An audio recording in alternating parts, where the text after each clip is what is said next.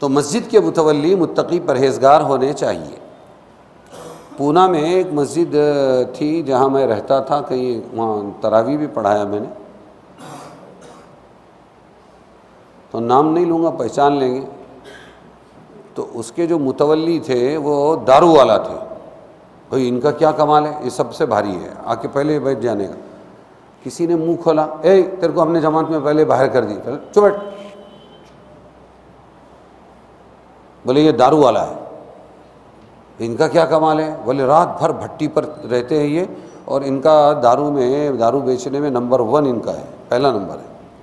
اور ایک مسجد تھی یہاں شہر میں تھی، وہ اس میں کیا کہ یہ متولی کو یہ مٹکے والا ہے،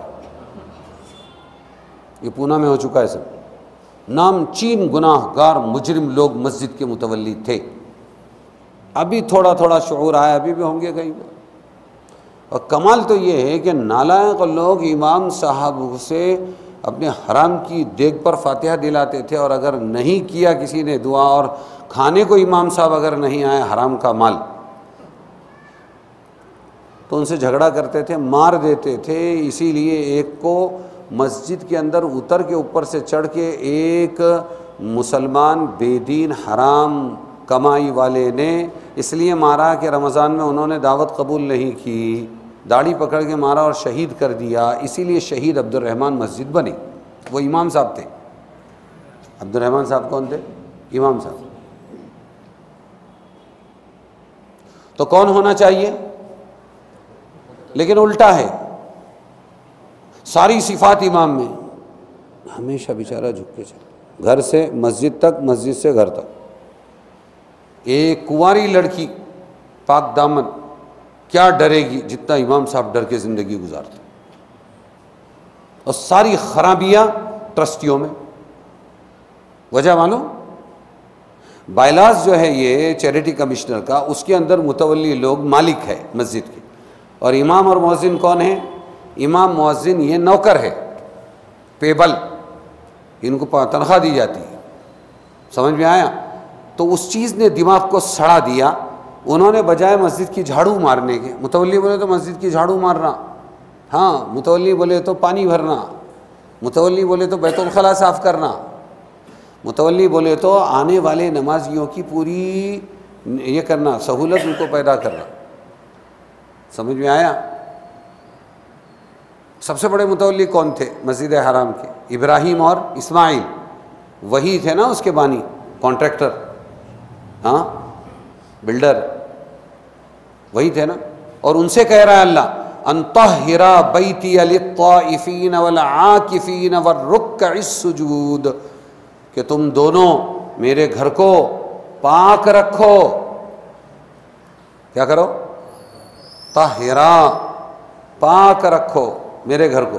بیتیہ کس کے لیے؟ طواف والوں کے لیے، والعاکفین اور اعتکاف والوں کے لیے، والرکع رکوع کرنے والوں کے لیے، والسجود اور سجدہ کرنے والوں کے لیے۔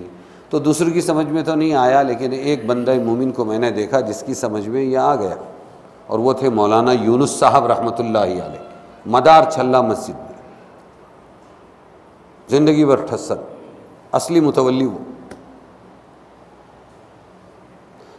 ہمارے ایک استاد سے انتقال ہوا، بولے کہیں ملے تو ہم نے بہت مسافے کیے، مولانا یونس پونا والے۔ ایک دن پہلی انٹری ہماری پونا میں فارغ ہونے کے بعد، چلو مولانا یونس کو ملنے کو جائیں گے، تو جیسی مدار چلہ مسجد میں گئے تو ایک آدمی جھاڑو سے جھاڑ رہا تھا، دھیان سے دیکھا تو وہ مولانا یونس تھے، مسجد کو جھاڑ رہے تھے، روزانہ کا معمول تھا۔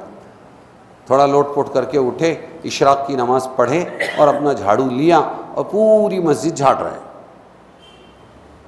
تو میں بڑا، ارے مولانا مجھے دو۔ نہیں مولانا، تم عالم لوگ ہیں، تمہارا کام پڑھنا پڑھانا، یہ ہمارا کام ہے، پڑھنے پڑھانے والوں کی عزت کر رہے ہیں۔ اور اگر کوئی بہت پیچھے لگا، نہیں میرے کو جھاڑو دو، تو بولتے تو وہاں 10 جھاڑو ہے، جا لے لے اور مار جتنا ہوتا تیرے سے۔ یہ ورزش تھی مولانا کی، روزانہ جھاڑو مارتے تھے مسجد، اور اس کا صلہ کیا ملا؟ قتل کی سازشیں۔ کائے کی سازشیں؟ ہاں، کچھ اپنے پر سے، کچھ ان پر سے، کچھ ہماری برادری کی طرف سے بولوں کہ ایک اس کو مرغے کو پوچھا کسی نے تو اتنا اچھا کام کرتا، صبح صبح اذان دیتا، لوگوں کو اٹھاتا ہے، بیدار کرتا ہے، یہ لوگ لاسٹ میں تو کو کاٹ کے کھا جاتے ہیں، ایسا کیوں؟ بولے فلسفہ یہی ہے، آج تک کا پرمپرا چلی آ رہی ہے، جو قوم کو اٹھائے گا قوم اس کو ذبح کرے گی۔ یہ صلہ ملا ہے مجھ کو تیری دوستی کے پیچھے، کہ ہزار غم پڑے ہیں میری زندگی کے پیچھے۔ تو وہاں سے دماغ سڑا، چیریٹی کمشنر کے دیے ہوئے اختیارات کے یہ مالک ہے۔ گھر کس کا؟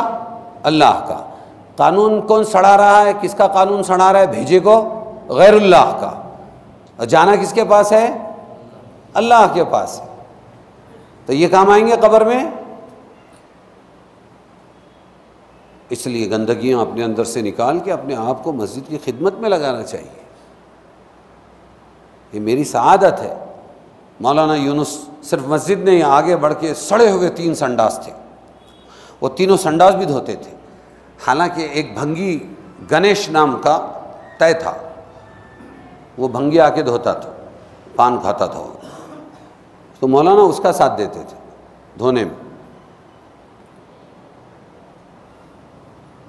ایک دن یہ اثر ہوا کہ گنیش مسلمان ہو گیا، اور گنیش کی بیوی بھی مسلمان ہو گئی، اور گنیش کے بچے بھی مسلمان ہو گئے۔ تو اللہ تعالیٰ غیروں کو ہدایت دے دیتا ہے، لیکن اسی مسجد کے جو ذمہ دار تھے وہ کیا ہوئے وہ جانے، ان کا کام جانے۔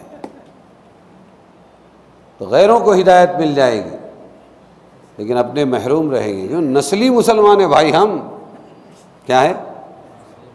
ہاں جی۔ تو یہ ہے کہ سیٹیاں یہاں پر یہ ہے کہ وہ جو نماز پڑھتے تھے کعبے کے پاس بیٹھ کے کیا کرتے تھے، آج مسلمان مسجد کے پاس کیا کر رہا ہے وہ دیکھ لو، متاری بنا کے رکھا ہے مسلمان نے۔